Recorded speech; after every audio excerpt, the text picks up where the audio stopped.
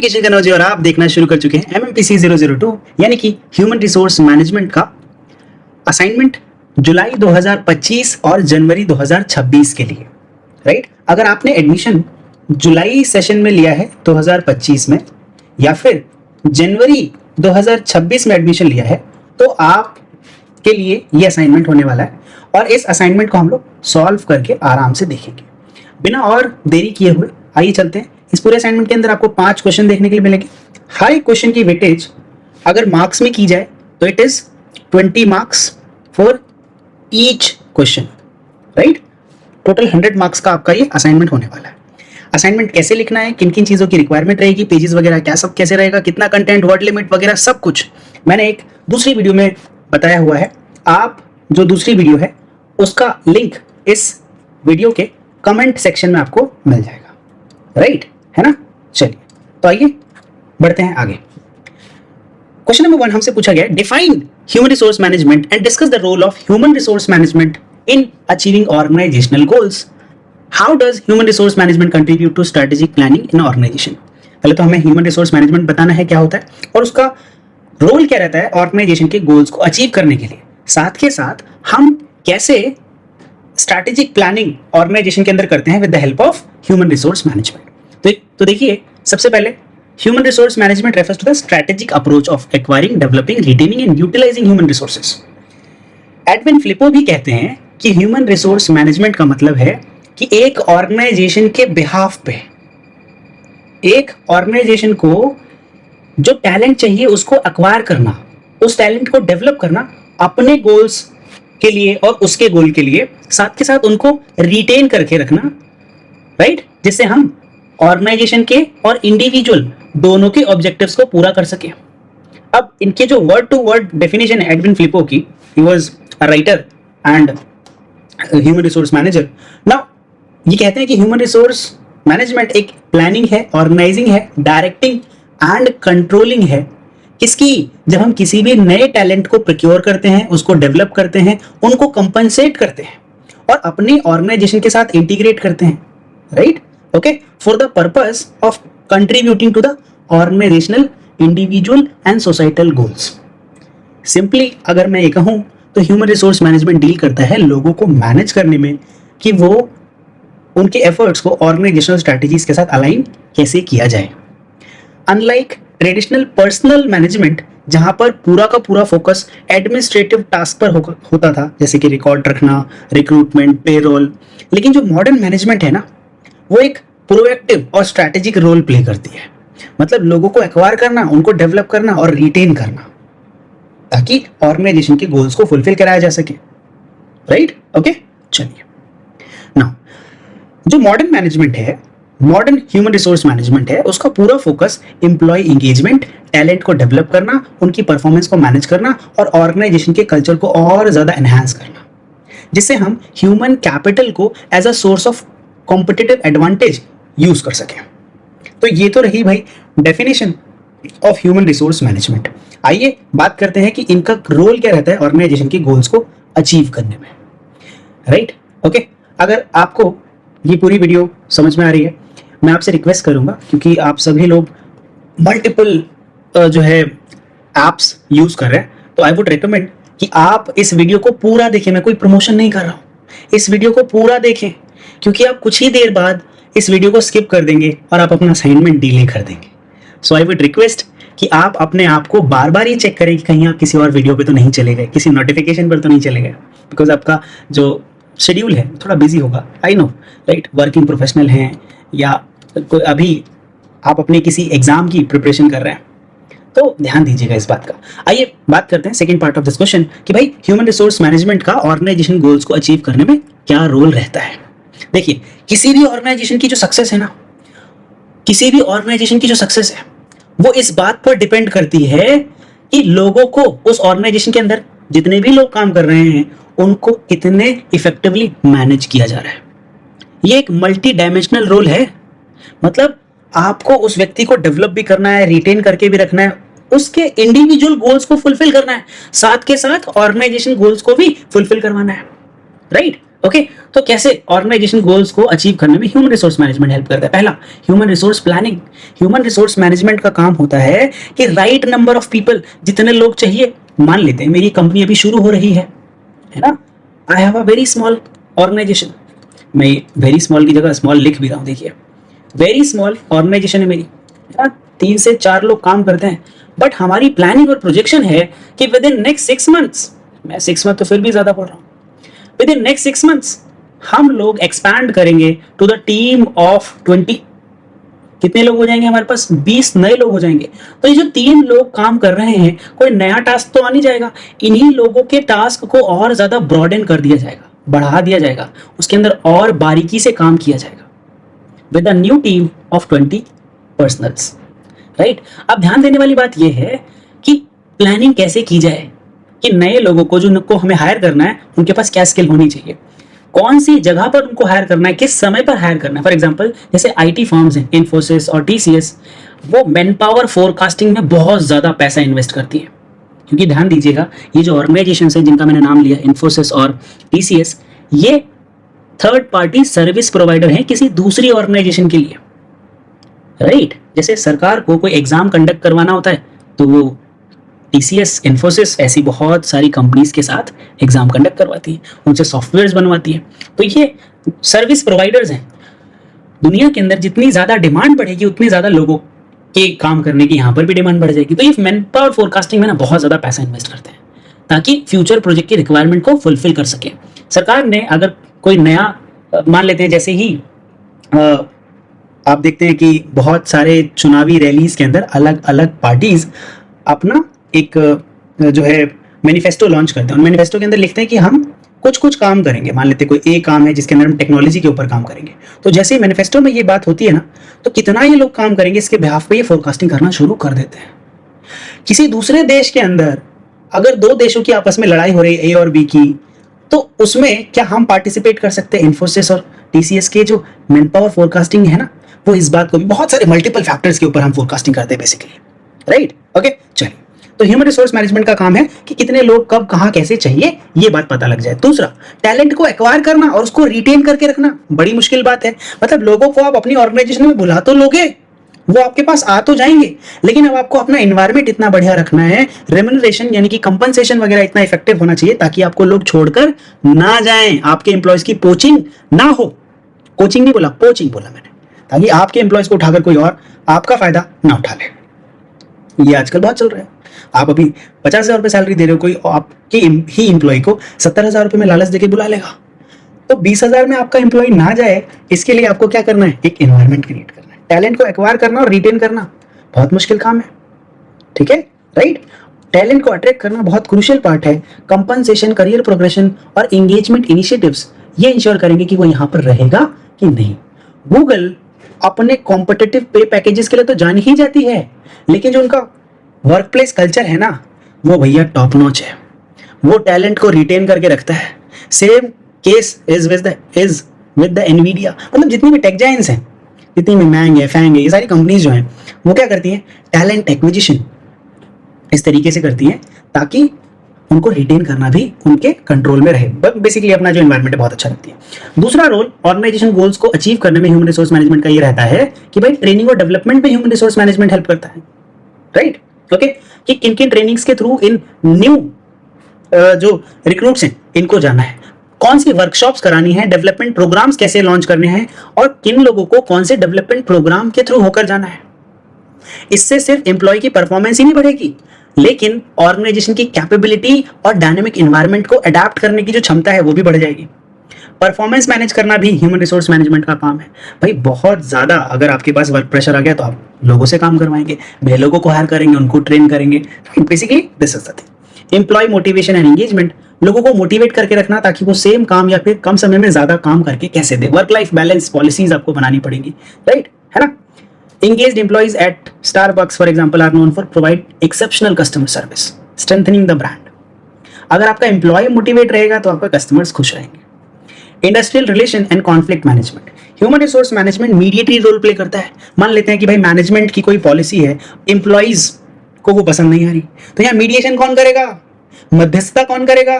Human resource manager, ताकि harmonious relationship बना रहे एम्प्लॉय और मैनेजमेंट के बीच। ये एक ब्रिज की तरह काम करते हैं एचआरस, राइट, ओके, ताकि कोई भी डिस्प्यूट हो प्रोडक्टिविटी से रिलेटेड या कुछ भी ऐसा कुछ भी डिस्प्यूट वगैरह हो, कॉन्फ्लिक्ट वगैरह हो, तो उसको रिजॉल्व कर लिया जाए। मैन्युफैक्चरिंग सेक्टर्स जैसे कि टाटा स्टील, राइट, इनके पास स्ट्रॉन्ग इंडस्ट्रियल रिलेशंस रहे तभी इनकी ग्रोथ आज इतनी इफेक्टिव तरीके से हुई है। देखिए, through these roles human resource management that organizational resources are utilized optimally and employees remain aligned with the company's mission and vision। तो भैया अगर इस तरीके से आप काम करेंगे तो आपका एम्प्लॉय आपको कभी छोड़कर नहीं जाएगा, आपके पास रहेगा और आपको भी ग्रो करेगा, खुद भी ग्रो होगा, साथ के साथ ग्रो होंगे। आइए अब इस क्वेश्चन का third part which is human resource management कैसे स्ट्रेटेजिक प्लानिंग को कंट्रीब्यूट करता है किसी ऑर्गेनाइजेशन के अंदर। देखिए, अब बिजनेस एनवायरनमेंट ना बहुत ज्यादा डायनेमिक हो गया है, मतलब पल पल बदल रहा है ना, पल पल बदल रही है रूप जिंदगी। वैसा ही ह्यूमन रिसोर्स मैनेजमेंट में भी आपको ऐसे ही चेंज लाने हैं कि अगर आपके बिजनेस वर्ल्ड के अंदर कोई भी भूचाल आ रहा है, कितना भी कुछ बदल जाए, तो ह्यूमन रिसोर्स मैनेजर्स इस तरीके से उसके साथ कोप अप करें कि आप नए आने वाले चैलेंजेस के साथ भी आराम से टिके खड़े रहें। सुनिएगा, human resource management is no longer confined to administrative functions. ये की पार्टनर है स्ट्रेटेजिक प्लानिंग के अंदर। भैया अगर सोचो, आप लॉन्ग टर्म गोल्स का सोच रहे हो कि अभी 3-4 लोगों की टीम से आपको 20 लोगों तक जाना है, ऐसा सोचा ना आपने, भाई ये ग्रोथ हो रही है ना आपकी। इस ग्रोथ में अगर आप करियर प्रोग्रेशन नहीं देखोगे, यानी कि पुराने एम्प्लॉयज को सीनियर पोस्ट पे नहीं डालोगे, नए लोगों को सिखाओगे नहीं, तो कैसे आपका काम बढ़ेगा।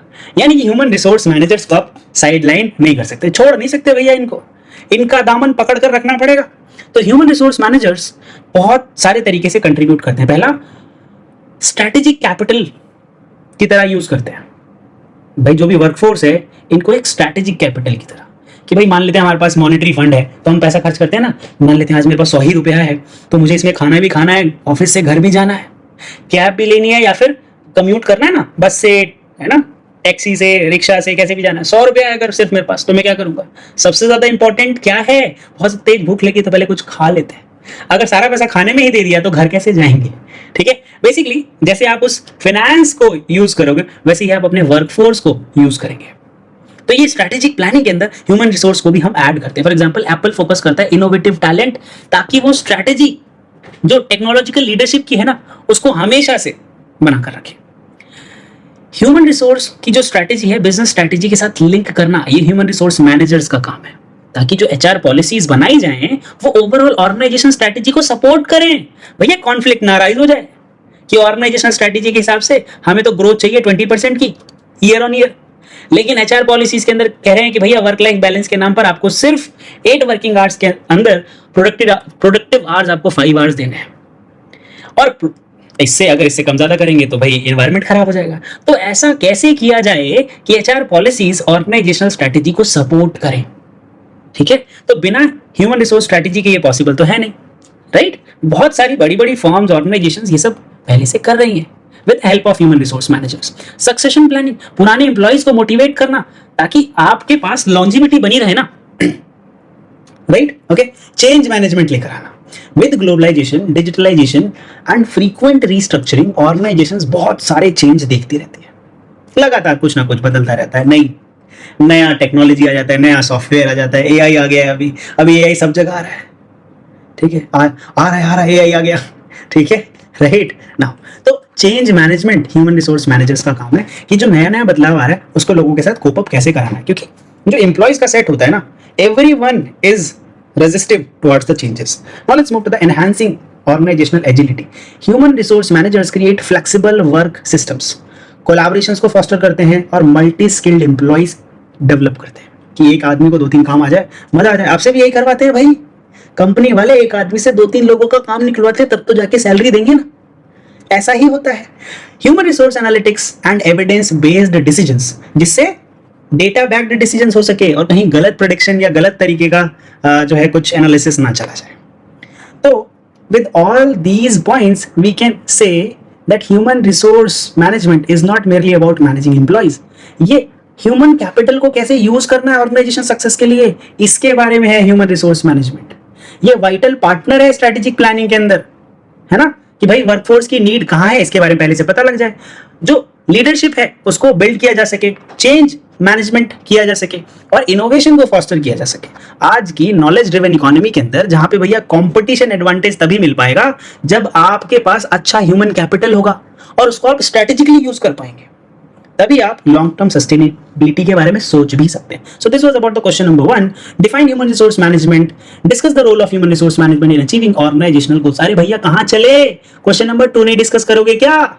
चलिए, मुझे पता है आप कहीं नहीं जा रहे। इस वीडियो को लाइक कर दीजिए, चैनल को सब्सक्राइब कर दीजिए और अगर बेल आइकन हो तो दबा दीजिए, मुझे इससे खुशी मिलेगी और आपको आंसर्स तो मिल ही रहे हैं।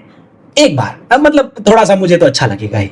आई वुड रिक्वेस्ट कि एक बार बस वीडियो को लाइक जरूर कर दें आप, है ना। और आप मुझसे कुछ भी पूछना चाहते हैं कि मेरा आईडी कार्ड कैसे डाउनलोड होगा, इन असाइनमेंट्स के क्वेश्चंस कहाँ मिलेंगे, या फिर हम आपसे क्लासेस भी ले सकते हैं क्या? यस, मैं भैया प्रमोशन करने से कभी चूकता हूँ क्या? आप इस नंबर पे कॉल कीजिए, टेक्स्ट कीजिए 8284-71188। मेरा नाम है किशन कनौजिया। यस, और हम लोग कॉर्पोरेट ट्रेनिंग वगैरह भी प्रोवाइड करते हैं, तो अगर आप ढूंढ रहे हैं अपने एम्प्लॉयज के लिए, बेफिक्र होके हमसे बात कीजिए। और अगर आप रिटेल फर्म हैं, होलसेलर है, B2B है, C2C, B2C है, whoever you are, we are there to help you out. Okay? चलिए, सो मेरा नाम है किशन और आप देख रहे हैं ह्यूमन रिसोर्स मैनेजमेंट यानी कि MMPC 002 का question number 2, explain the process of human resource planning and what challenges do organizations face while forecasting manpower requirement in dynamic environment। देखिए, ह्यूमन रिसोर्स प्लानिंग का पूरा प्रोसेस बताना है और ऐसे कौन से चैलेंज फेस करते हैं ऑर्गेनाइजेशंस। भैया मेरी कंपनी, आपकी कंपनी, जब इनको नए लोग ऐड करने होते हैं तो उसके बारे में जब पता करते हैं ना, सुनिएगा, फ्यूचर में मान लेते हैं मुझे 4 एम्प्लॉय से 20 पे जाना है, तो कौन सी नई टेक्नोलॉजी आ जाएगी जिसका फर्क पड़ेगा 20 एम्प्लॉय के नंबर पर?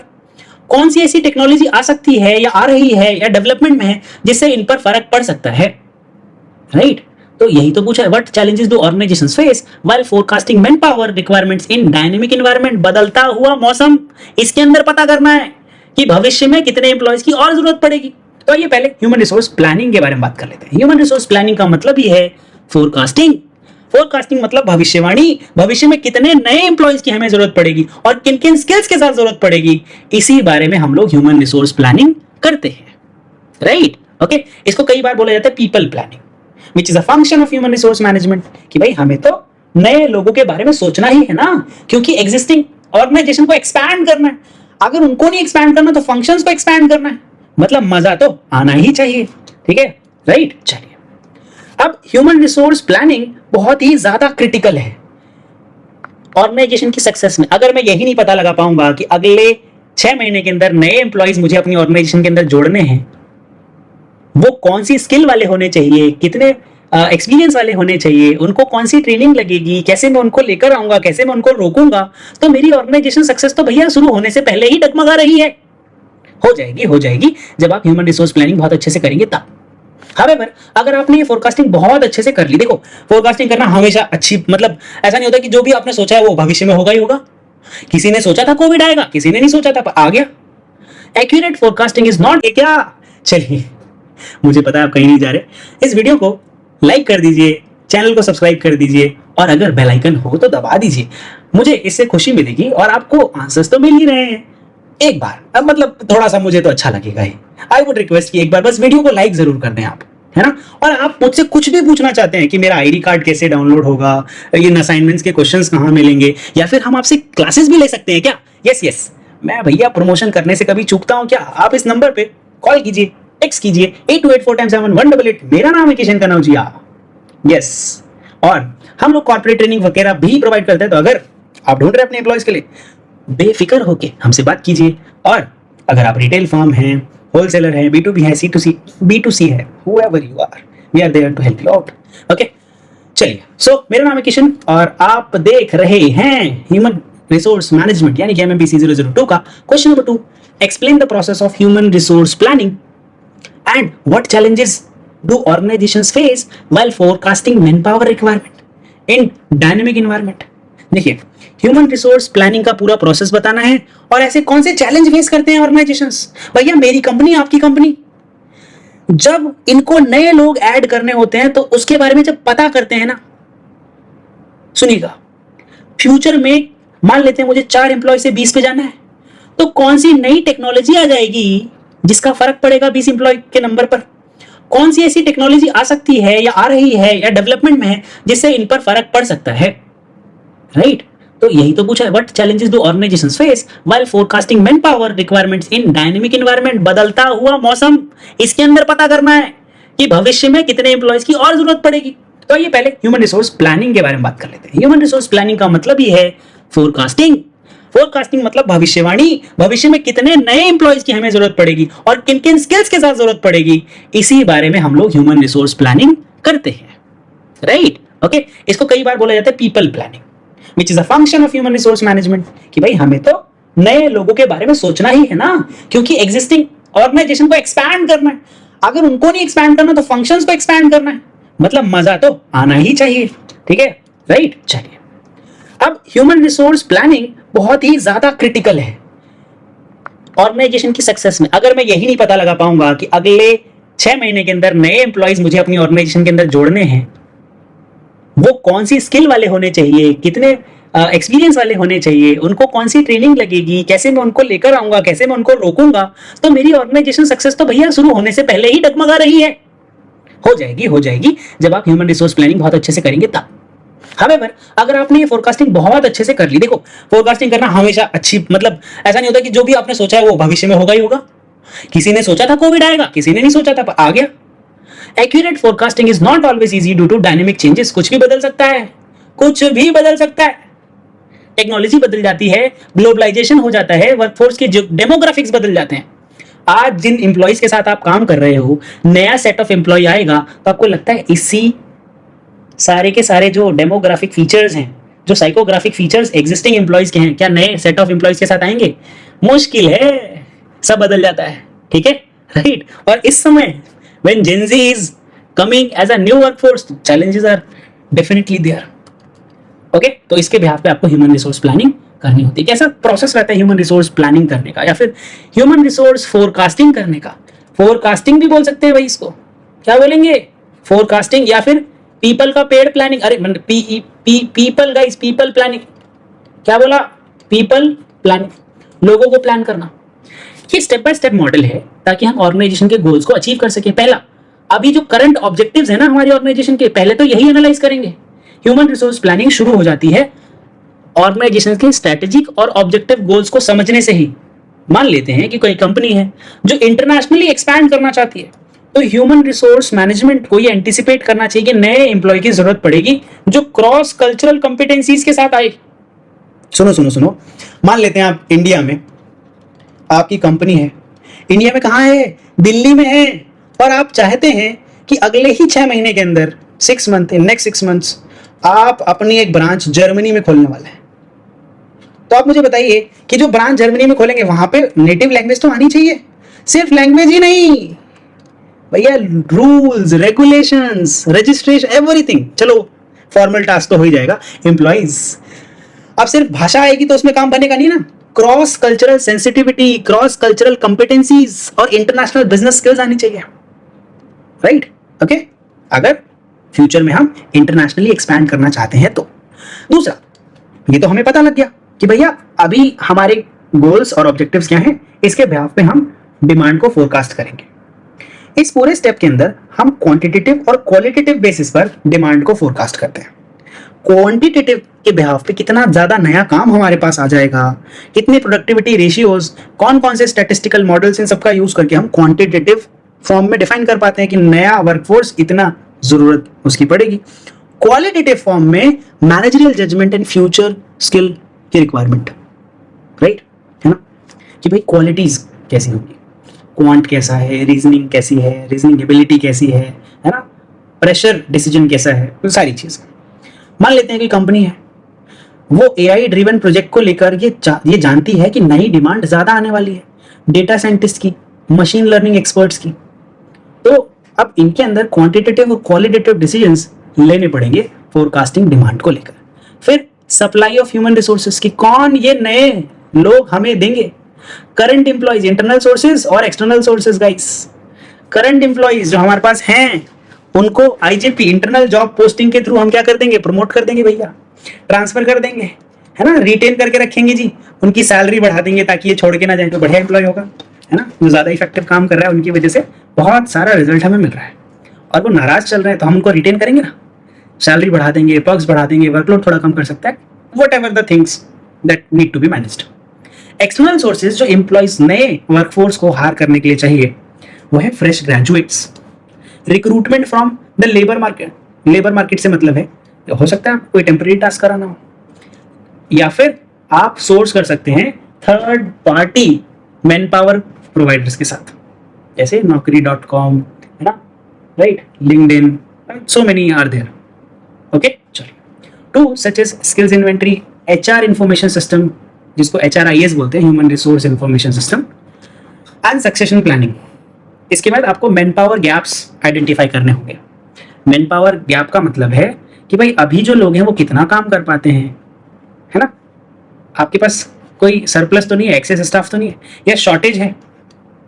ओके, स्किल गैप है कि भाई हमारे पास एक पर्टिकुलर काम नहीं हो पाता है, हम उसे थर्ड पार्टी से करवाते हैं, हम उसे इन हाउस करना चाहते हैं। फॉर एग्जांपल रिटेल चेन है, वो देख रही है कि सब कैशियर्स हमारे पास ज्यादा हैं, अब हमने AI के थ्रू ऑटोमेशन कर दिया जिसकी वजह से हमें ज्यादा कैशियर की जरूरत नहीं है, बस कैशियर को उस AI ड्रिवन सॉफ्टवेयर को देखने की जरूरत है कहीं वो गड़बड़ तो नहीं कर रहा है, तो 3 कैशियर को हटा के 1 कैशियर, अगर टोटल पूरे स्टोर में 12 कैशियर थे तो अब 4 लगेंगे, ठीक है, राइट, क्योंकि उनको बस देखने की जरूरत है। ओके ना, तो अब हमारे पास एक्सेस स्टाफ है ऑटोमेशन की वजह से। हम HR स्ट्रेटेजीज को फॉर्मुलेट करेंगे based on manpower gaps, policies, balances, demand and supply. Strategies के अंदर हम recruitment, selection, training, redeployment, retrenchment, succession planning, outsourcing सबका इस्तेमाल करेंगे। इन्फोसिस और जो Mysore global education centre to upskill employees, Infosys को नए अगर स्किल शॉर्टेज चाहिए होती है, नए एम्प्लॉइज कुछ कॉलेजेस से मिल जाते हैं, बेसिकली कॉलेज प्लेसमेंट वगैरह। इंप्लीमेंटेशन ऑफ HR प्लान्स, जो भी आपने अभी तक फोरकास्टिंग के लिए प्लान बनाया उसको आप यहाँ इंप्लीमेंट कर दीजिए, फिर देखिए कि आपकी प्लानिंग कैसी चल रही है, मॉनिटर कीजिए, इवैल्यूएट कीजिए। Human resource plans must be continuously reviewed to assess their effectiveness. Deviation between planned and actual manpower needs are analyzed and corrective actions are taken. Okay, right? Now, so human resource planning एक कोई one time activity नहीं है कि आज आपने plan कर लिया, 20 employ हो गए जी, हो गया काम। अब ऑर्गेनाइजेशन तो एक्सपैंड होती रहेगी ना, नए नए टास्क आते रहेंगे, आपके पास बहुत सारी चीजें बदलती रहेंगी, तो कंटिन्यूअस और डायनेमिक प्रोसेस है, right? What are the challenges in forecasting manpower requirement in a dynamic environment? क्या क्या चैलेंजेस फेस करने पड़ते हैं अगर आप मैनपावर फोरकास्ट करते हो किसी डायनेमिक एनवायरनमेंट में? अभी एम्प्लॉयज है वो भी नए नए AI driven, robotics, machine learning, algorithm design वगैरह से बहुत सारी चीजों के साथ अभी जो एनवायरनमेंट बहुत ज्यादा डायनेमिक है, कुछ भी बदल रहा है। इस समय आपको कैसे पता लगेगा कि आने वाले समय में कितने एम्प्लॉयज की जरूरत पड़ेगी, तो चैलेंजेस क्या क्या फेस करने पड़ेंगे, ठीक है? Despite it's structured process, human resource planning faces several challenges, क्योंकि बहुत कुछ बदल रहा है एक्सटर्नल एनवायरनमेंट के अंदर, राइट? पहला टेक्नोलॉजिकल एडवांसमेंट आ रही है हमारे आसपास, industrial revolution, fourth industrial revolution जो AI लेकर आ रहा है, रोबोटिक्स लेकर आ रहा है, ऑटोमेशन लेकर आ रहा है। इससे मैन पावर फोरकास्टिंग थोड़ी सी ज्यादा मुश्किल हो गई है, ले ऑफ्स बहुत ज्यादा हो गए, राइट? बहुत सारे जॉब्स में ऑटोमेशन की वजह से जो बेसिक फंक्शंस परफॉर्म करने वाले, रिपीटेटिव फंक्शंस परफॉर्म हो रहे थे, उनकी डिमांड अब कम हो गई है, राइट? और डिमांड बढ़ गई है साइबर सिक्योरिटी एक्सपर्ट्स की। दूसरा चैलेंज आता है ग्लोबलाइजेशन एंड आउटसोर्सिंग। देखिए, अब कोई एक ऑर्गेनाइजेशन है, वो एक सिंगल नेशन में काम कर रही है, वो अपने ऑपरेशंस को ग्लोबलाइज करती है एक कंट्री से दूसरी कंट्री में, तो वहां पर इशू पड़ता है, बहुत सारे इश्यूज आते हैं, राइट? कंपनीज ऑफन रीलोकेट और outsource functions to other countries. This creates uncertainty in manpower planning. For instance, BPOs in India face fluctuating manpower requirement due to change in client contract and global economic policies. अभी आप देख रहे हैं, जिस समय मैं ये वीडियो बना रहा हूँ, इस समय H1B वीजा का जो कॉस्ट है वो 6 लाख से 88 लाख रुपीज हो गया है। अब आप मुझे बताइए, वहां पर जो इंडियन जॉब्स कर रहे होंगे H1B वीजा के लिए, उन कंपनीज को अब 88 लाख रुपीज सरकार को पे करने पड़ेंगे, अमेरिकन गवर्नमेंट को, अगर कोई एम्प्लॉय वो इंडिया से मंगाते हैं तो। अब वो इंडियन एम्प्लॉयज क्यों मंगाएंगे जब इतने महंगे हो जाएंगे? तब समझ रहे हैं, राइट? तो ग्लोबलाइजेशन का भैया बहुत फर्क पड़ेगा। जो इकोनॉमिक पॉलिसीज है एक कंट्री की दूसरी कंट्री के साथ, इससे बहुत फर्क पड़ता है। Changing workforce demographics, millennials and Gen Z employees have different expectation compared to previous generations. अब ये लोग फ्लेक्सिबल वर्क अरेंजमेंट चाहते हैं, रैपिड करियर प्रोग्रेशन चाहते हैं, मीनिंगफुल जॉब करना चाहते हैं। तो इस समय और ज़्यादा कॉम्प्लेक्स हो गई है और एम्प्लॉयज़ को रिटेन करना बड़ा मुश्किल टास्क है इन टुडेज टर्म। ये भी एक बड़ा चैलेंज है। इकोनॉमिक एंड मार्केट अनसर्टेनिटी, कोविड-19 के बाद जितना मैन पावर डिसरप्ट हुआ है ना, उतना इससे पहले कभी नहीं हुआ। ठीक है, सो ऐसा कुछ भी मार्केट में कभी भी आ सकता है। Legal and political factors, right, okay, labour laws, employment quotas, immigration, ये सब मैन पावर प्लानिंग को इम्पैक्ट करते हैं। For instance, changes in US visa regulation have forced Indian IT companies to revise their HR forecasting. Shortage of skilled labour, okay, employ turnover and retention issues, cultural and organisational resistance, ये सारे के सारे challenges हैं। So human resource planning बहुत ही essential function है, right, जो workforce की capabilities को इफेक्टिवली यूटिलाइज करता है, राइट, ओके। और आज का जो एनवायरनमेंट है बहुत ज़्यादा डायनेमिक है, बहुत सारे चैलेंजेस भी फेस करते हैं। So it was about the question number 2 of MMPC 002। Now let's move to the question number 3। थोड़ा बोरिंग हो रहा है ना, मुझे पता है। देखिए, कुछ भी इंफॉर्मेटिव होता है ना तो थोड़ा बोरिंग होता ही है। अब मैं भैया आपको लेक्चर ही लेक्चर दे रहा हूँ तो बोरिंग तो रहेगा ना। चलिए एक कमेंट कर दीजिए, आप मुझे कुछ भी बोल सकते हैं, कमेंट में कुछ भी लिख सकते हैं, व्हाटएवर यू वांट। आप अगले क्वेश्चंस कौन से कब तारीख को आने वाले हैं ये भी पूछ सकते हैं और कुछ भी मुझसे पूछ सकते हैं। मैं इंतजार कर रहा हूँ, तब तक आप इस वीडियो को लाइक कर दीजिए, ठीक है। चैनल भले ही सब्सक्राइब मत कीजिएगा, बट आपके वीडियो को लाइक करने से मुझे ज़्यादा खुशी मिलती है ये देखते हुए कि मेरी वीडियो को पसंद किया जा रहा है, right. So question number 3, describe the various methods of performance appraisal and the effectiveness of 360 degree feedback in modern organisation. देखिए, परफॉर्मेंस अप्रेजल एक सिस्टमैटिक प्रोसेस है जिसमें हम एम्प्लॉय की परफॉर्मेंस को क्या करते हैं, इवेल्युएट करते हैं, राइट, ओके। एडविन फ्लिपो कहते हैं कि परफॉर्मेंस अप्रेजल एक सिस्टमैटिक, पीरियोडिक और इम्पार्शियल रेटिंग है एम्प्लॉय की एक्सीलेंस की, कि वो कितना काम कब कैसे कहाँ कर रहा है। सो पीरियडिकली ऑर्गेनाइजेशंस ने अलग अलग मेथड्स परफॉर्मेंस अप्रेजल के निकाले हैं। ट्रेडिशनल रेटिंग स्केल से लेकर modern multi rater feedback, 360 degree feedback अब आ गया है गाइस। ये क्या होता है इसके बारे में डिस्कस करेंगे, बड़ा मजेदार कॉन्सेप्ट है, आपको मजा भी आएगा। Methods of performance appraisal. अच्छा, परफॉर्मेंस अप्रेजल का मतलब होता है कि आपकी परफॉर्मेंस कैसी है, उसके बिहाफ पे आपका पे डिसाइड होगा कि कितना मेहनती आप काम करते हैं, कितने पैसे वाला आप काम करते हैं, कितना माइंडफुल आप काम करते हैं, उसके बिहाफ पे आपका पे डिसाइड होगा, ठीक है। पॉलिसीज, एचआर पॉलिसीज इसके बिहाफ पे चेंज कर दी जाती है। ऑर्गेनाइजेशन अपने नए एजेंडा इसके बिहाफ पे चला देता है। Now, so performance appraisal methods can broadly classified into traditional and modern approaches. Traditional के अंदर रैंकिंग मेथड होता है, एम्प्लॉयज को रैंक दिया जाता है on the behalf of the performance. मान लेते हैं सेल्स के बिहाफ पे परफॉर्म कर रहे हैं, तो जिसकी सबसे अच्छी सेल रही रैंक 1 एम्प्लॉय, जिसकी ऐसे डिक्रीजिंग ऑर्डर में रैंक 1 रैंक 2 ऐसे वो लोग मेंशन कर देते हैं। In small sales team employees में be rank according to the revenue generated. दूसरा आता है ग्राफिक रेटिंग। ग्राफिक रेटिंग के अंदर कितना पंक्चुअल आप रहे, कितना टीम वर्क आपने किया, कम्युनिकेशन कितना रहा, 1 to 10 के स्केल पर आपको नापते रहते हैं, फिर आपका एक बढ़िया ग्राफ बनता है। ये ट्रेडिशनल मेथड है। फिर आता है पेयर्ड कंपैरिजन मेथड। मैं असाइनमेंट्स आप लोगों को दिखा रहा हूँ, ये कैसे डाउनलोड हुआ है, कहाँ से मिलेगा आप लोगों को। तो ये हमारी एक प्राइवेट वेबसाइट है, ये इग्नू से एफिलिएटेड किसी भी फॉर्म में नहीं है। We are a private tutor और हम आपको ये ट्यूशन क्लासेस और ये जो लेक्चर्स हैं ये प्राइवेट फॉर्म में शेयर करते हैं। तो आइए, mba.ignou.me जो मेरा डोमेन है ignou.me, उसमें मैंने सब डोमेन mba.ignou.me क्रिएट किया है।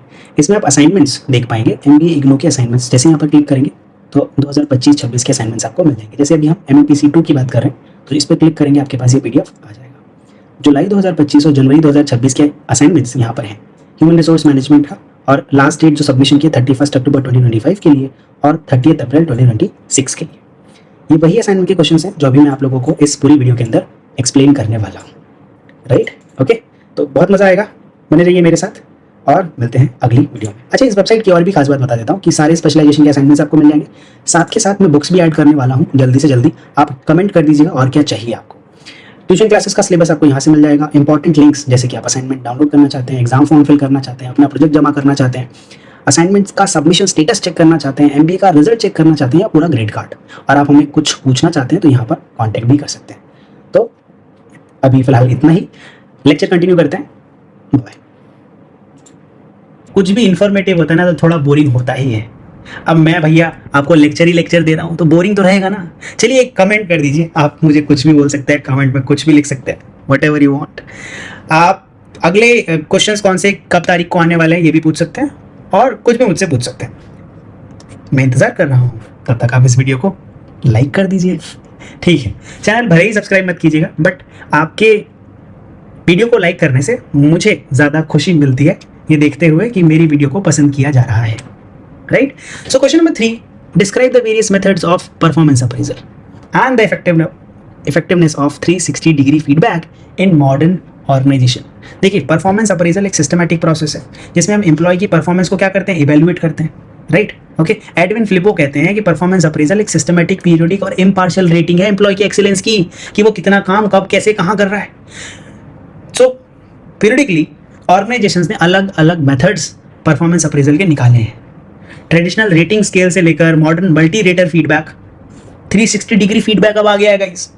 ये क्या होता है इसके बारे में डिस्कस करेंगे, बड़ा मजेदार कॉन्सेप्ट है, आपको मजा भी आएगा। Methods of performance appraisal. अच्छा, परफॉर्मेंस अप्रेजल का मतलब होता है कि आपकी परफॉर्मेंस कैसी है, उसके बिहाफ पे आपका पे डिसाइड होगा कि कितना मेहनती आप काम करते हैं, कितने पैसे वाला आप काम करते हैं, कितना माइंडफुल आप काम करते हैं, उसके बिहाफ पे आपका पे डिसाइड होगा, ठीक है।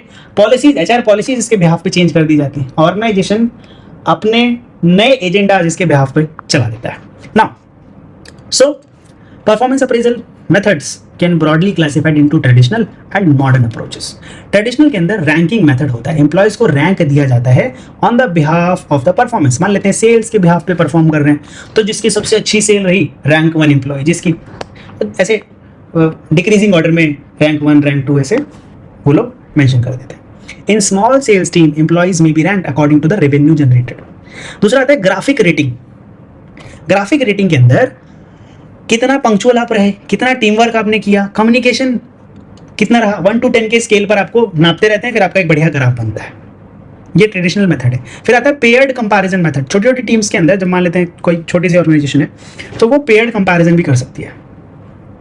मतलब एक एम्प्लॉय का दूसरे एम्प्लॉय के साथ ऐसे साइड बाय साइड कंपैरिजन की, इसने अगर 5 लाख रुपए का सेल दिया तो तुमने 5 लाख रुपए का सेल क्यों नहीं दिया, तुम्हारा 2 लाख रुपए का सेल क्यों है, 4.5 का हो सकता था, 4 का हो सकता था, 3.5 का, 2 का समझ में नहीं आ रहा। तो ये पेयर्ड कंपैरिजन मेथड है। ओके, जब दो एम्प्लॉयज को साइड बाय साइड रख के कंपेयर किया जाता है on the same job, right. Okay, पर ये बहुत बड़ी बड़ी ऑर्गेनाइजेशन के अंदर थोड़ा सा इम्प्रैक्टिकल हो जाता है। Next is checklist and forced choice method. एक बहुत लिस्ट ऑफ स्टेटमेंट दे दी जाती है कि मैं हमेशा डेडलाइन मीट करूँ, ऑलवेज मीट डेडलाइंस, है ना, राइट। तो अप्रेजर्स क्या करते हैं कि भैया आपने क्या क्या काम किया है, क्या क्या नहीं किया है, चेक और क्रॉस कर दो, टिक और क्रॉस कर दो, मैंने किया नहीं किया, मैंने किया नहीं किया, ऐसे टिक एंड क्रॉस कर दो। तो उसके बाद वो इवेल्युएट करते हैं कि अच्छा आपने क्या क्या काम किया है, क्या क्या नहीं किया, उसके बिहाफ पर इवेल्युएशन करते हैं। लेकिन आप मुझे बताओ, बायस तो आएगा ना इसके अंदर। मैं अगर मेरे को कोई बोलेगा कि मैंने क्या किया क्या नहीं किया, तो मैं इस तरीके से बताऊंगा कि जो नहीं किया वो भी लगे मैंने किया है।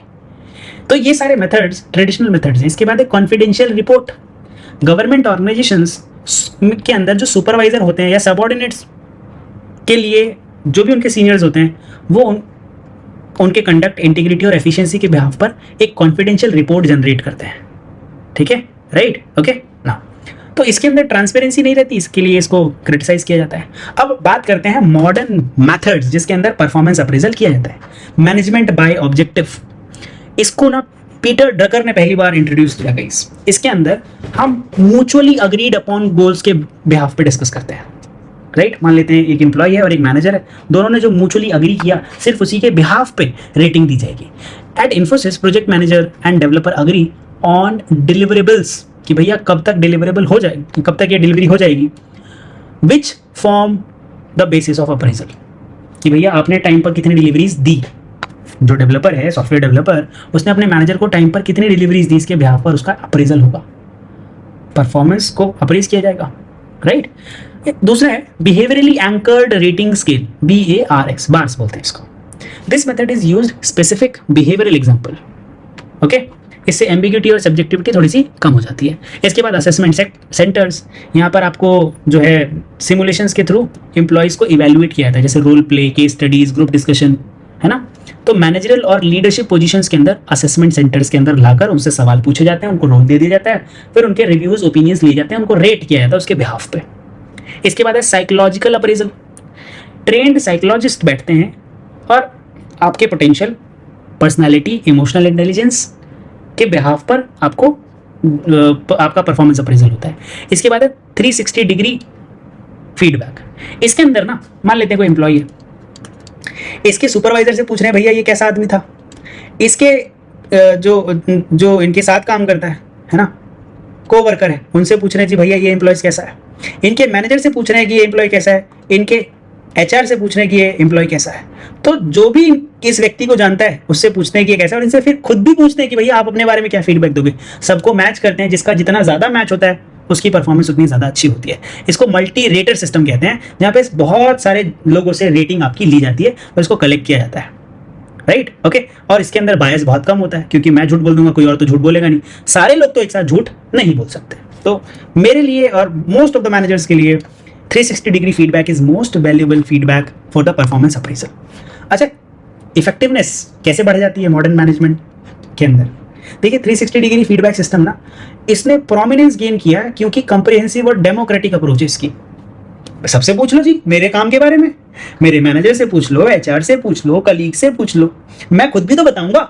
फिर जो भी इनका मीन मीडियम आए देख लेना, मीन मीडियन आए देख लेना उसको।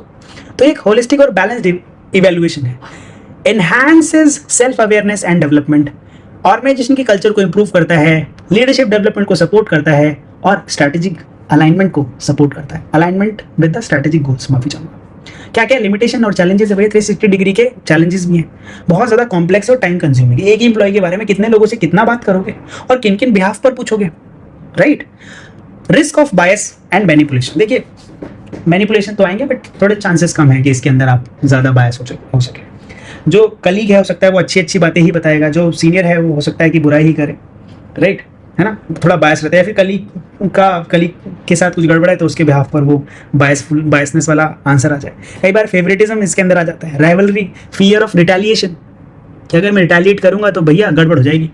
Need for a supportive culture, 360 degree feedback को रन करने के लिए आपको सभी इंप्लॉयज का सपोर्ट चाहिए होगा। बहुत ज़्यादा पैसा लगता है भैया इसके अंदर। 360 डिग्री सिस्टम लेकर आने में कितने ज़्यादा आपको इवैल्यूएशंस करने पड़ेंगे तब एक एम्प्लॉय के बारे में पता लगेगा, राइट ओके।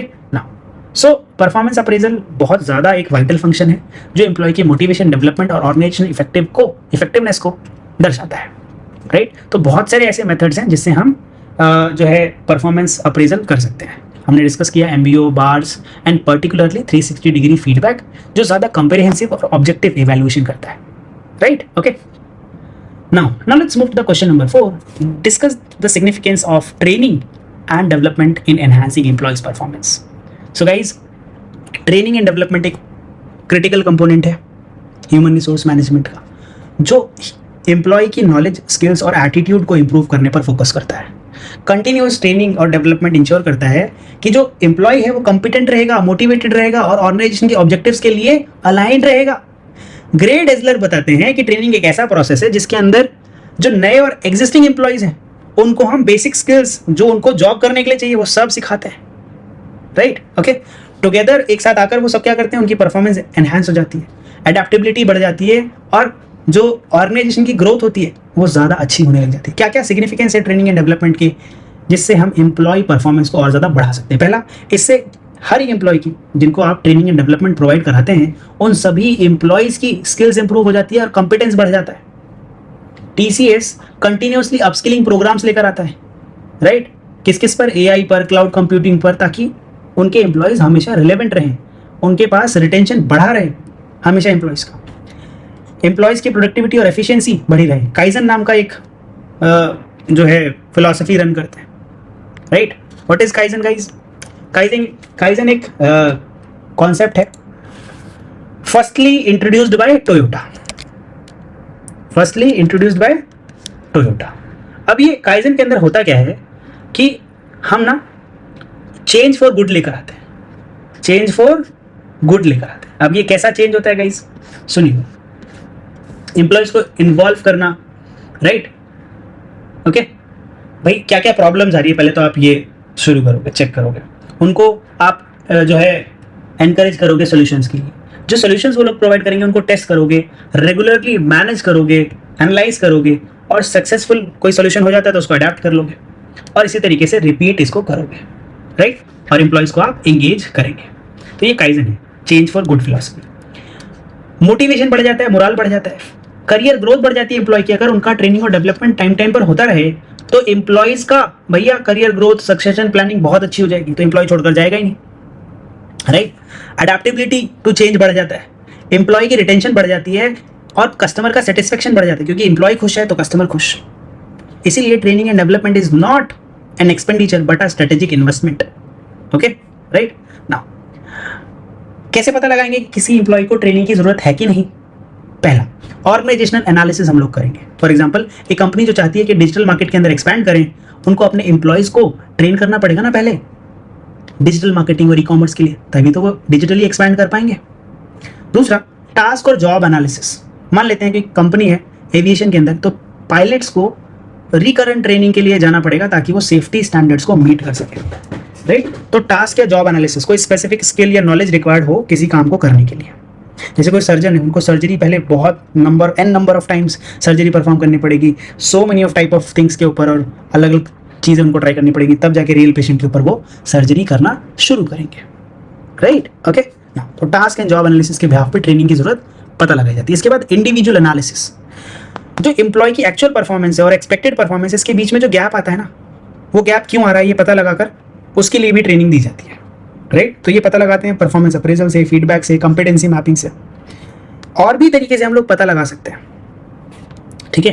पहला, performance appraisal to spot skill deficiencies, survey and interviews, observation, customer feedback, benchmarking, कि भाई आप इस जॉब को कर रहे हैं तो इतना काम तो आपको करना चाहिए, उसके बिहाफ पे आप कितना काम करके दे रहे हैं, बेंचमार्किंग है। तो इन सभी एनालिसिस को अगर कंबाइन कर दें तो हम एक ट्रेनिंग प्रोग्राम डिजाइन कर सकते हैं जो हमारे एम्प्लॉयज के लिए रिलेवेंट रहे, टारगेटेड रहे और इम्पैक्टफुल रहे। अब कैसे पता करोगे कि आपने जो ट्रेनिंग एम्प्लॉयज को दी है वो इफेक्टिव है कि नहीं, राइट, है ना। तो यहाँ पर एक फ्रेमवर्क यूज करते हैं, क्रिकपैट्रिक 4 लेवल मॉडल। पहला, reaction, measure participant satisfaction with the training program. जिन लोगों ने भी उस ट्रेनिंग प्रोग्राम के अंदर पार्ट लिया वो कितना ज्यादा सेटिस्फाइड हैं, okay, right. Now next, learning, check करो कि जो भी स्किल्ड और नॉलेज एक्वायर की गई ट्रेनिंग के दौरान, pre and post training test आप उनके लो कि भाई ट्रेनिंग लेने से पहले कितना आता था, ट्रेनिंग लेने के बाद कितना आता है, कोई गैप है या सेम ही है। बिहेवियर चेक कीजिए कि एम्प्लॉयज ने जो ट्रेनिंग और डेवलपमेंट उन्होंने रिसीव करी है उसके बाद उनके बिहेवियर में कोई चेंज आया है कि नहीं। मान लेते हैं सेल्स के अंदर आपने ट्रेनिंग दी तो नेगोशिएशन स्किल्स इंप्रूव हुई या नहीं, फिर आप रिजल्ट देखेंगे। Final impact of training on organisation outcome, की प्रोडक्टिविटी बढ़ी या नहीं बढ़ी, क्वालिटी इंप्रूव हुई, कस्टमर सेटिस्फेक्शन इंप्रूव हुआ, प्रॉफिटेबिलिटी बढ़ी कि नहीं बढ़ी। For example, reduction in machine down time after maintenance staff training indicates positive results. Other methods of evaluation, बहुत सारे दूसरे मेथड्स भी हैं जिससे आप ये पता लगा सकते हैं कि एम्प्लॉय कितना काम कर रहे हैं। ROI, return on investment, it compares the training cost with financial benefits. भाई ROI कितना है, कितना पैसा हम लोगों ने एम्प्लॉयज पर लगाया उनकी ट्रेनिंग एंड डेवलपमेंट पर, और उसके बाद प्रोडक्टिविटी कितनी मिल रही है। बेंचमार्किंग से आप कंपेयर कर सकते हैं कि भाई इंडस्ट्री की बेस्ट प्रैक्टिस कितनी होती है और हमारे पास पोस्ट ट्रेनिंग परफॉर्मेंस कितनी आ रही है। बैलेंस्ड स्कोर कार्ड से भी पता लगा सकते हैं कि भैया financial, customer internal process, learning dimensions, right, इससे क्या क्या चीज़ें लिंक्ड हैं या नहीं। ट्रेनिंग एंड डेवलपमेंट बहुत ही क्रूशियल रोल प्ले करता है जब भी हम किसी एम्प्लॉय को एक एफिशिएंट, मोटिवेटेड और फ्यूचर रेडी वर्कफोर्स की तरह देखते हैं तब, okay, right. So in this era where employee और the human capital is key driver of competitiveness, training development are indispensable for sustainable organisational success, right. आइए मूव करते हैं क्वेश्चन नंबर 5 पर। What is employee grievance? Examine the grievance handling procedure in examination in organization and how effective grievance redressal mechanism improve employer-employee relations. So मैं यहाँ पर बस इसको scroll कर रहा हूँ, आप इसको देख लीजिए। अगर आपको कोई क्वेश्चन रहेगा तो प्लीज पूछिएगा, कमेंट कर दीजिए अगर आप इसका भी लेक्चर चाहते हैं तो, राइट, ओके, चलिए।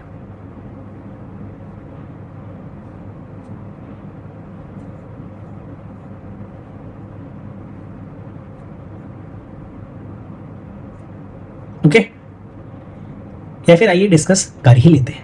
एम्प्लॉय ग्रीवेंस एक कॉमन इशू होता है हर एक ऑर्गेनाइजेशन के अंदर। एम्प्लॉयज नाराज हो जाते हैं किसी भी बात के ऊपर। अब किसी भी बात के ऊपर कोई भी ऐसे ही डिससेटिस्फेक्शन शो नहीं करेगा जब तक उसको मिस ट्रीटमेंट नहीं मिलेगा। जो कोई एम्प्लॉय एक्सपेक्ट कर रहा है, अगर वो उसको डिलीवर नहीं होगा तो वहां पर ग्रीवेंस आता है, right. Okay, so grievance is a written complaint filed by an employee and alleging unfair treatment, कि भैया मेरे साथ तो अनफेयर ट्रीटमेंट हुआ. ये बोलते हैं Dale Yoder. In simpler terms, a grievance arises when there is a gap between employee expectation and actual condition of employment. कि आपको बोला कुछ और गया था और है कुछ और. अब ये जो अनरिजॉल्व्ड ग्रीवेंसेज है ना, इससे डिमोटिवेट हो जाता है एम्प्लॉई, छुट्टियां मारने लग जाता है, प्रोडक्टिविटी कम हो जाती है, राइट. ओके, और इंडस्ट्रियल अनरेस्ट भी दिखने लग जाता है आपको. ओके, लेकिन अगर आप इन्हीं ग्रीवेंसेज को अच्छे से रिजॉल्व कर लेंगे तो इससे सिर्फ एम्प्लॉय इशू नहीं रिजॉल्व होगा, ओवरऑल ऑर्गेनाइजेशन की हार्मनी और ट्रस्ट भी बढ़ जाएगा. किन किन तरीके के एम्प्लॉय ग्रीवेंसेस होते हैं और किन रीजंस की वजह से होते हैं, ये इसके बारे में बात करते हैं. वर्क रिलेटेड इश्यूज होते हैं लोगों को. जो वर्किंग कंडीशन आपने उनको बताई थी, वो वर्किंग कंडीशन उससे ज़्यादा खराब उनको लग रही है, वर्कलोड ज़्यादा लग रहा है, जॉब सिक्योरिटी नहीं लग रही, या फिर अनफेयर ट्रीटमेंट लग रहा है असाइनमेंट्स में. जो आप उनको काम दे रहे हो, बाकी लोगों को वैसा नहीं, बाकी लोगों को आसान काम दे रहे हो, ऐसा उनको फील हो रहा है. वेदर इट इज़ ट्रू और नॉट, ये काम एम्प्लॉय ग्रीवेंस के बाद ऑफिसर का है, हैंडलर का है कि वो इस ग्रीवेंस को ईजिली और इफेक्टिवली रिजॉल्व करे. पे एंड बेनिफिट रिलेटेड ग्रीवेंसेस, भैया वेजेस को लेकर कंसर्न है, बोनसेस, ओवर टाइम और promotion policies. Behavioural and interpersonal grievances कि सुपरवाइजर, पीयर, है ना, इनसे हमें हरासमेंट मिल रही है, डिस्क्रिमिनेशन होता है इन लोगों के बीच में. For example, in a manufacturing industry like automobile plants, grievances often arise regarding over time पे एंड सेफ्टी कंडीशंस. जबकि आईटी कंपनीज के अंदर परफॉर्मेंस अप्रेजल और करियर प्रोग्रेशन को लेकर ग्रीवेंसेस आते हैं. अब ग्रीवेंसेस को रिजॉल्व कैसे किया जाता है? पहला, ग्रीवेंस को आप पहचानें, राइट, कि ग्रीवेंस है क्या और ये सच में यही प्रॉब्लम एग्जिस्ट करती है जो एम्प्लॉय बता रहा है, हमें इसको मानना भी पड़ेगा. दूसरा, डिफाइन कीजिए कि वो ग्रीवेंस है कौन सी. ओके, और इंफॉर्मेशन गैदर कीजिए जिससे उस ग्रीवेंस को जल्दी से जल्दी रिजॉल्व किया जा सके. रिड्रेसल के लिए डिस्कस कीजिए. फर्स्ट लेवल में इमीडिएट सुपरवाइजर असाइन कीजिए. अगर उनसे नहीं होता है तो एचआर या डिपार्टमेंटल हेड. इनसे भी नहीं होता है तो ग्रीवेंस कमेटी के पास ये बात भेज दीजिए. और इनसे भी नहीं होता है तो आर्बिट्रेशन या फिर लीगल मैकेनिज्म के साथ भेज दीजिए. ये अनआयनाइज सेटिंग के अंदर होता है जब आपके बिल्कुल कंट्रोल के बाहर है. यहाँ पर चीज़ें लेवल 3 तक इन कंट्रोल हैं और ये आउट ऑफ कंट्रोल है फाइनल लेवल में. ओके, जब आप आर्बिट्रेशन के लिए भेज रहे हैं, इसके बाद जो भी डिसीजन आए उसको इंप्लीमेंट कीजिए और फॉलोअप लेते रहिए कि सेम इशू के लिए दोबारा प्रॉब्लम तो नहीं आ रही. एक केस स्टडी है, टाटा स्टील एक कंपनी जो स्ट्रॉन्ग एम्प्लॉय रिलेशंस के लिए जानी जाती है. Multi stage grievance redressal process है वहाँ पर, राइट. ओके, जहाँ पर जो कंप्लेंट्स हैं पहले सुपरवाइजर्स के साथ डिस्कस की जाती हैं, अगर एस्केलेट होती हैं तो हायर मैनेजमेंट के पास जाती हैं या फिर जॉइंट ग्रीवेंस कमेटी के पास, और इनसे कोई बचकर जाता ही नहीं. एक्सेप्शन केस में कोर्ट केस तक जाती है बात. ट्रांसपेरेंट अप्रोच इंडस्ट्रियल पीस बनाकर रखता है और बनाकर रखा हुआ भी है. कितना इफेक्टिव होता है, how effective grievance redressal improves employer employee relations. देखिए, एम्प्लॉय और एम्प्लॉयर के बीच में ट्रस्ट बिल्ड होता है अगर आप एम्प्लॉय की कोई भी ग्रीवेंस हैंडल करते हैं, उसको सेटिस्फेक्शन प्रोवाइड कराते हैं उसके बाद. तो इससे जॉब सेटिस्फेक्शन और मोटिवेशन भी बढ़ता है, छुट्टियां कम करता है, काम ज़्यादा अच्छा कर लेता है और इंडस्ट्रियल अनरेस्ट जो आता है वो कम हो जाता है. ओवरऑल ऑर्गेनाइजेशन का कल्चर इंप्रूव होता है, कंटिन्यूस इंप्रूवमेंट होती है, लीगल और एथिकल कंप्लायंसेस आपके पास जो है आप उनको कंप्लाई कर पाते हो, right. So employ grievances are inevitable. भैया किसी भी काम, कोई भी व्यक्ति काम करेगा, so we are humans, we have different expectations and we expect different things. So यहाँ पर एक्चुअल जो कंडीशंस हैं और जो एक्सपेक्टेशंस है वो हो सकता है कि अलग अलग लोगों की मीट ना करें, तो ग्रीवेंसेस तो आएंगे ही. तो हमारे पास इसके लिए एक बढ़िया रिड्रेसल सिस्टम होना चाहिए जो ग्रीवेंस को रिकॉग्नाइज करे, इन्वेस्टिगेट करे और फेयर रेजोल्यूशन प्रोवाइड करे, साथ के साथ फॉलो अप ले, ताकि एम्प्लॉयज का ट्रस्ट बना रहे, उनका मोरल स्ट्रेंथन हो और वर्क प्लेस डिस्प्यूट ना के बराबर हो. हमें टाटा स्टील जैसे ऑर्गेनाइजेशन से सीखना चाहिए कि कैसे इफेक्टिव ग्रीवेंस हैंडलिंग की जाती है. So guys, this is all about the assignment of MMPC 002 and I hope this helps. This is the contact number of Kishan Kanaujiya. You can talk to him for the tuition classes of your MBA of any semester, like semester 1, semester 2, semester 3 and semester 4. तो मिलते हैं अगली class में, तब तक के लिए tata bye bye, take care of yourself. और हाँ, कमेंट या लाइक करना मत भूलिएगा. अगर आप सब्सक्राइब कर देंगे तो मुझे और ज़्यादा बेहतर लगेगा. अगली वीडियो किस पर चाहिए प्लीज़ कमेंट कर दीजिए, और आप ये वीडियो कब देख रहे हैं, धन्यवाद, कहाँ से देख रहे हैं ये भी बता सकते हैं. Have a great day guys, you guys are really awesome.